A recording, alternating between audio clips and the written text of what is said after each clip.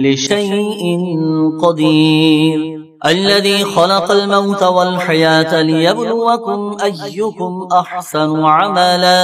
وهو العزيز الغفور۔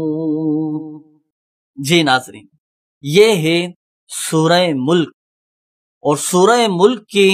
احادیث مبارکہ میں بڑے فضائل آئے ہیں۔ سورہ ملک کے بارے میں آتا ہے کہ ہمارے آقا صلی اللہ تعالی علیہ وآلہ وسلم نے ارشاد فرمایا